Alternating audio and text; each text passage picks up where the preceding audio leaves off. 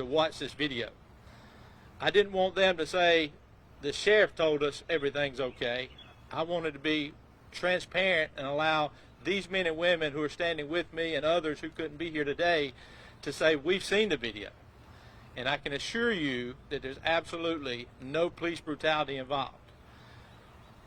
As we watched the video, when that car overturned, the officer, number one, had no clue how many people were in the vehicle.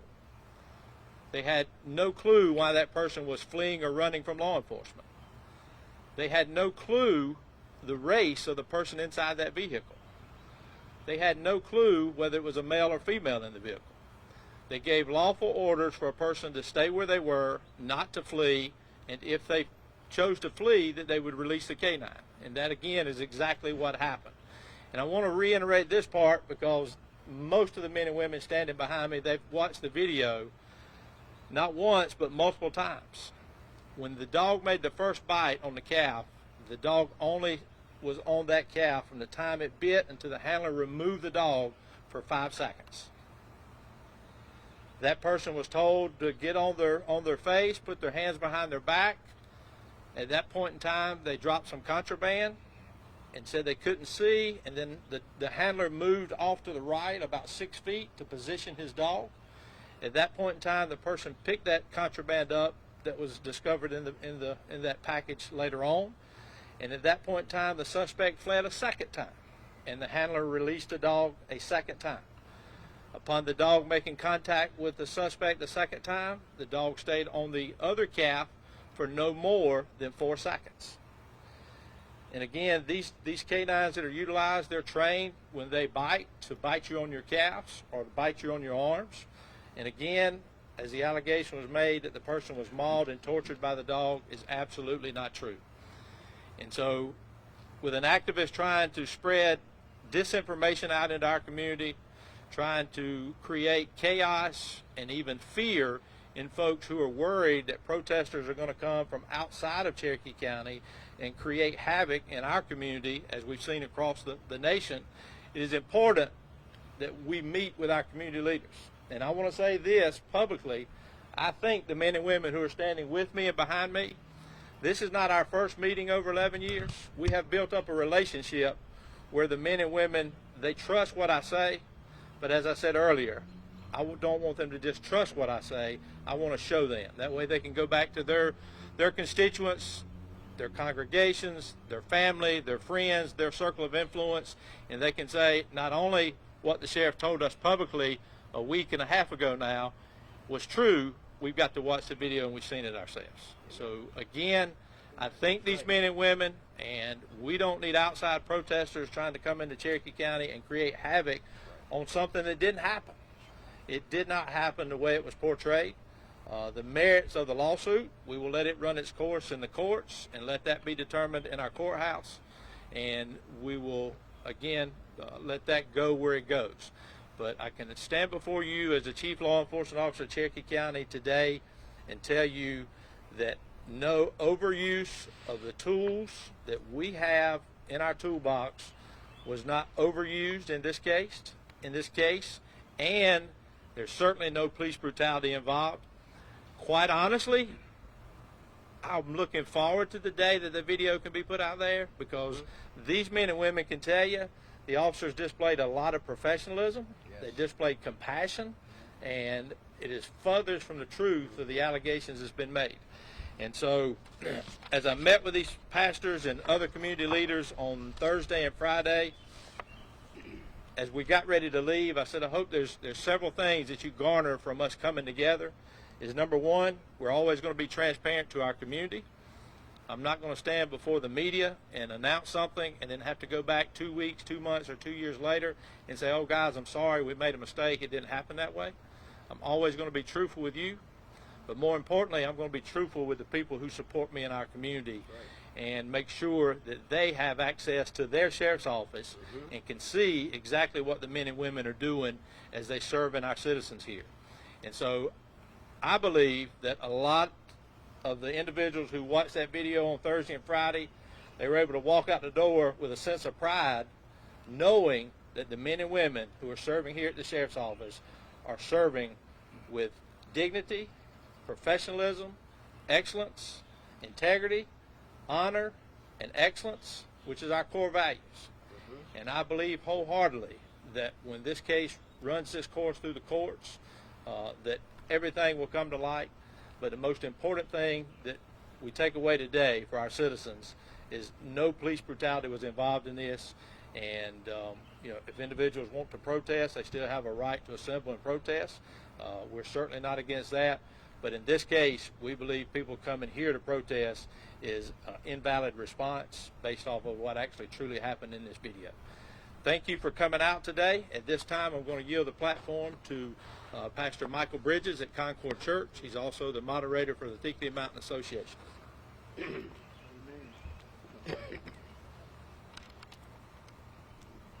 We come as a representative for the community, caring for this community and all communities, because progress is being made.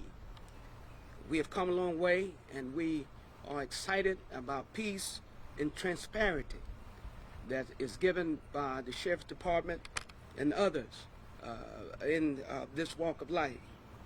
The scales of justice and the hinges of the doors of opportunity are very important to us. And that's why we're here today, because we care about this community and we care about what happened to the people. Some say guilty until proven innocent. Some say innocent until proven guilty. And with these important issues that are hot spots all over the country, these hot spots all over the world, we feel it's important to remind and encourage you as the people that we must seek peace. We must keep the community informed. And that's what I thank Sheriff Mueller for keeping us informed. He always invites many leaders to the table of discussion. And if we're going to make this world a better place, we got to sit down at the table and talk. Oftentimes the table is tossed, and most of the time the table is turned over on people. But I thank him for the opportunity to talk as we continue to negotiate for peace and negotiate for progress. We must continue to be aware of what's going on around the country. We must be aware of what's going on around the world. But as we thank God that now in Cherokee County and many surrounding areas, that things are improving. And that's why we're here. We see the improvement in this situation. I want to encourage people to pray and to participate in the democratic process. The process is there. We're not here to say someone is guilty. We're not here to say someone is innocent. We're here to say look over all the evidence. And then once the evidence, the process of justice and the scales of justice will balance. Again, we thank you for this opportunity, and we don't want anyone to feel disenfranchised because you are important. And that's why we're here, not only here at this situation, but in meetings all over the county, all over the state, all over the country. We meet to try to improve the situation for humanity. Yes. And I want to encourage you. Again, we're not here to cause disenfranchisement, but we come, amen, to make everyone a franchise player. May God bless each of you. At this time, I'm going to invite to the podium Reverend Wilbert Jameson, Jr., very fine pastor of Kingdom Discipleship Christian Center, and also he's the president of the NAACP Cherokee County branch. As Sheriff Mueller and Moderator Bridges stated, we're not here to determine guilty or innocent, whether it be criminal or civil. We're just here today to inform the community that we have built relationships. One thing that we believe in is building relationships and partnerships. Right. That's the only way I believe that a community can thrive and be safe for all its citizens. And I believe that when opportunities come to put that partnership or that relationship to a test, it's times such as this. And in that, the sheriff have lived up to his agreement, because when he was elected, he said that he would be transparent. He said that he would be informative. He said that he wouldn't hide anything from the community. So we want to thank him for living up to that commitment. And he did. And that ensures us, as being the president of the Cherokee County branch of the NACP, that we do have a law enforcement here that will be transparent, unlike you might have in other parts of America. And hopefully those places will be as transparent as our sheriff is with us. But we have viewed the videotape, and the concerns that I had calls about, we viewed that, we looked at it, and as the sheriff said, looking at the officer, looking at what's happened within the video, the officer didn't have any idea if what color, what sex, or how many, or whatever he was up against. So we do believe that he did react as he was trained, and we do believe that the dog acted as he or she was trained. So we do want to inform the community that we are continually working with our citizens, we are continually working with law enforcement and every other local entity in this Cherokee County and the city of Gaffney. And so we are relieved to the fact that the issues that we heard wasn't the case, but we want to let the citizen know that we are here for the citizens, but we're here for all our citizens, because law enforcement is part of that citizenship. But we want to let the citizens know we have a track record, because we have that case that happened within the city maybe a few months ago, that where we investigated and a law enforcement officer was suspended and terminated.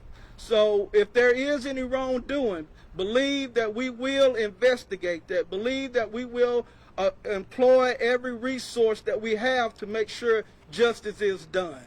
But in this particular case, I think it's just best to be left up to the court system to handle that, before as anything of police brutality or things of that such. We didn't see anything of the like. And I thank Sheriff Mueller, thank his office, deputies, and we thank all the leaders here today for being a part of that process, because no one man rules it all. We all need eyes and ears. I need help. Everybody here need eyes and ears to make sure if I miss something, they got my back. If they miss something, I have their back. But we have collectively looked at the videos, and as such, we just say let the court system have its way. Okay. Again, thank you for being here today. We'll take questions, and then after the conclusion of the press conference, if there's any of the pastors, ministers, community leaders that are standing here with me today, if they want to speak to you individually, that's between them and you. Yes, Scotty K. 2 questions, Sheriff. First of all, do we know when we can get that video, when we can take a look at it? We are obviously communicating with the attorneys due to the fact that there's been a lawsuit filed. At this stage, they want us to hold off on releasing it, but once a decision is made one way or the other, then we certainly will release that to the media, and it's probably going to be through the advice of our attorneys and any orders that may be handed down by the courts. Second question, Sheriff. You said that the allegations were made by someone not in the community. Are you comfortable telling us who made the allegations? Activist Jack Logan out of Greenville, he actually had a press conference here on Friday, and he made those allegations as a result of information that he had in a lawsuit document filed by an attorney out of Greenville, which is Attorney Fletcher Smith. Question for the NAACP president, please. Are you in touch with Mr. Logan? Have you ever worked with him before? And what are your thoughts on him coming here into your yard and making statements that embrace your community? We have talked to Mr. Logan from time to time over the years, but on this particular case, I haven't talked to him. One of my beliefs is this: if you're working for a relationship and you have a partnership, one of the things I believe you should do is reach out to the person. And from my understanding, Sheriff Mueller said he wasn't reached out to from Mr. Logan to view that video. I truly believe if he had viewed the video, now I can't speak for him, he might still feel the same way he does.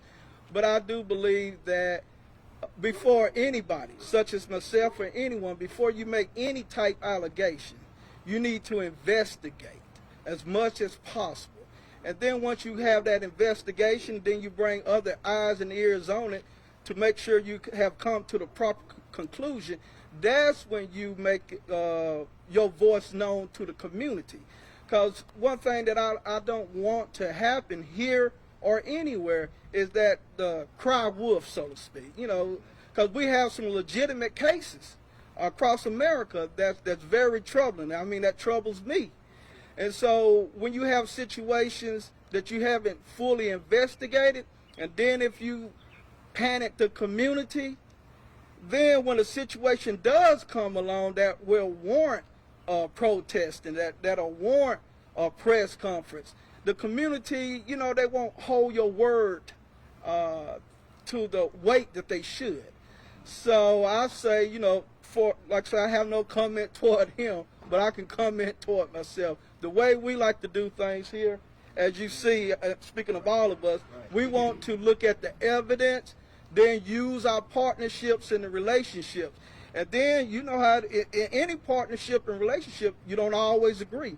And that's the thing I like about the sheriff, because if we have disagreements, we'll discuss those disagreements, and then I'm sure if I do something, if I got to go to jail, I got to go to jail, he going to do it. And therefore, if one of him or one of his officers does anything, then we as the NACP or we as community leaders, then we got to do what we need to do as well. So that's the type of relationship we have. That's the type of openness we have, that we can be frank with one another.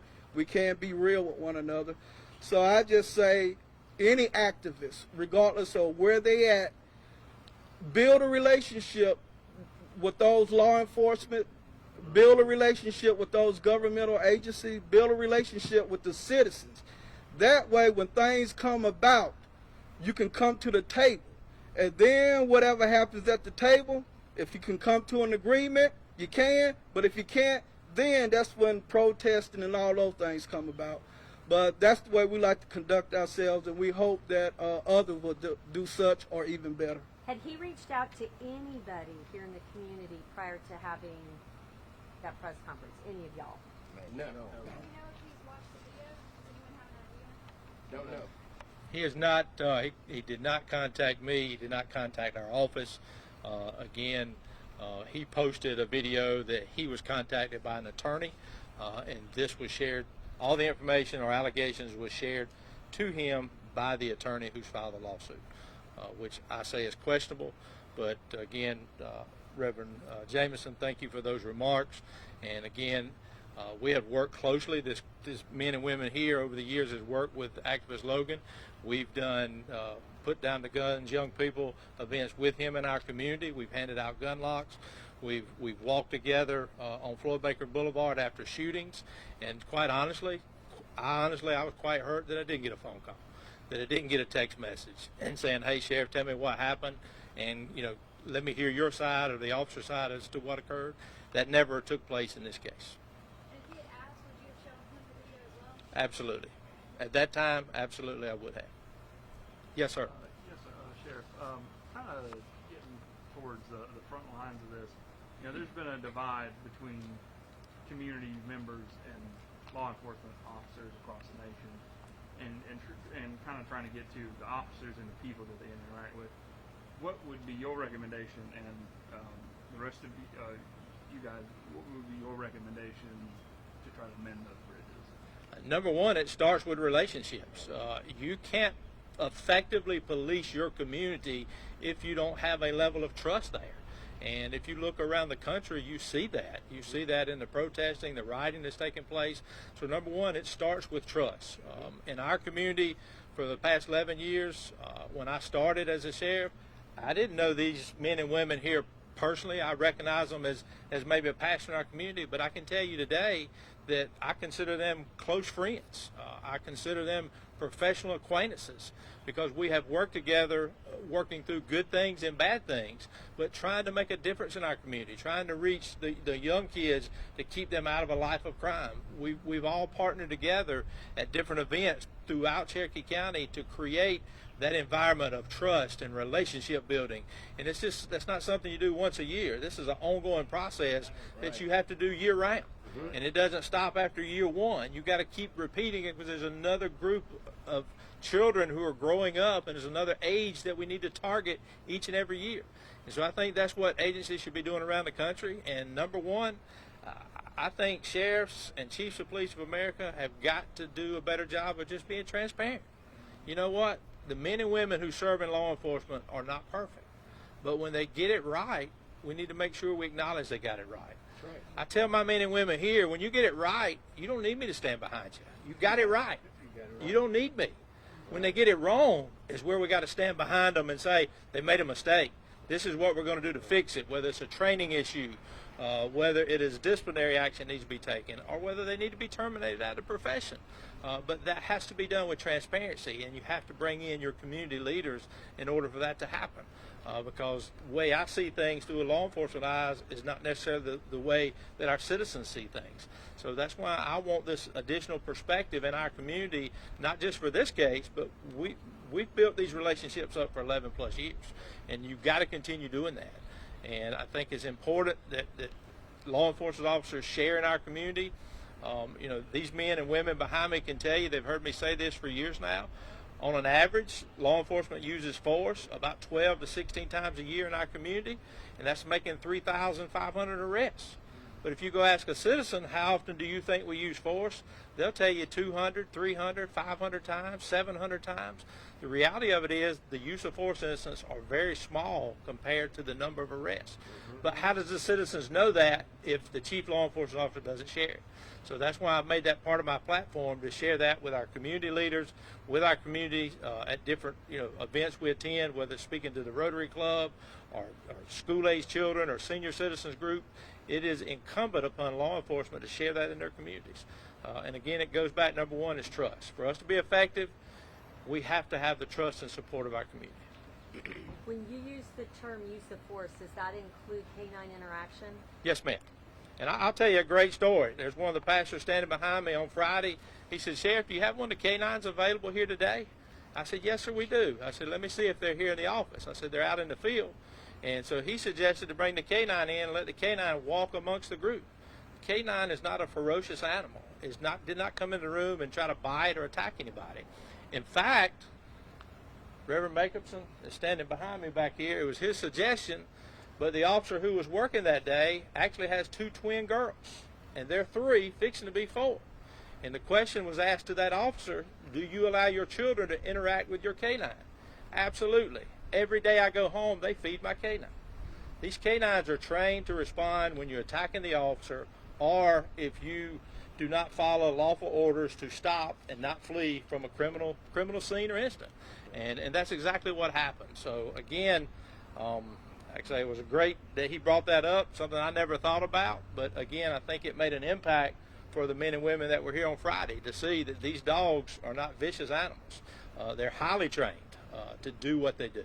Is it possible for us to get a copy of that report and more on the dog after press conference is over? I can give you the report. I can release that, and obviously I don't have a whole bunch of information about the canine in it. Just its name, the breed. But we'll certainly be able to get that for you this afternoon. Yes, Scotty Cat. Can you tell us a little bit about the suspect in this case, or the intel? Do they have a criminal history? Do you know? I will just say that she did have a criminal past, but again, that's irrelevant to why the dog was deployed. She has been charged. We released those charges last week, and she is out on bond, and she'll have her day in court on the criminal side, and then with her attorney, they'll have their day in civil court on the civil side. Has the substance been tested?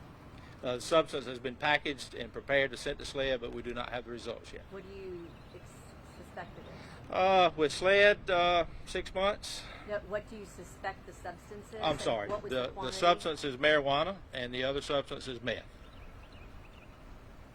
For one of the community leaders, what was the timeline from the time this incident happened to y'all meeting, what was it, late last week? Kind of, what was the timeline from when y'all found out about this April the 10th. incident to? About 2-3 weeks. Okay. The incident happened on April the 10th. At the end of that first week, we began to meet, and then obviously here we are today. So y'all actually met that very first week, the week of the test? No, we began to talk and talk Talk. about what we should do Okay. moving forward, and obviously we didn't we did not get information about an activist wanting to have protests here, inviting people from North Carolina and Georgia. We didn't get that until the end of last week. That's when that information came to light. Sheriff, when you talk about use of force 12 to 16 times a year, prior to maybe the past 18 months in the United States with an extreme focus on this, did you I know you always have had conversations at the table, but now do you feel that much more of an urgent need? I gotta hurry up and start these conversations, whereas before you might have waited for some of the community leaders to come to you? No, ma'am. I'm going to be honest with you. I've had this relationship for years, so this is nothing new for us. No, but like the minute something would happen, one of your immediate to-do lists is reach out and let them know what's going on. And by them, I these men and women know if we did something right, I'm going to say, hey, we did it right. And if we did something wrong, these are some of our community leaders I'm going to make that first phone call to in the hours or even the days after any incident may occur. I'm going to say, we need to sit down and talk. You need to come and look at something. We've got some things to discuss. And that's just a relationship that we have. So you felt ahead of the curve as far as the United States goes in transparency of community relationships when it comes to police interaction out in the community? Absolutely. I think here in our community, there's a lot of agencies in South Carolina and across this country could learn from what little old Cherokee County does. That's right. There's a lot of relationships here, and for us to be successful again, it's all about relationships. Anything else? All right. Thank you all again for being here, and any of these men and women are available if they desire to speak to you. Thank you for being here. Thank you. Thank you. That's all right. That's good. That's all right. That's good. Thank you. I heard your amen, amen. I love it. I love it. But you know, but the reason I'm Stephanie. has to go. Good to see you. Hey, how you doing? You're not going to come to us and just say, you have a news offer, man. He's been up.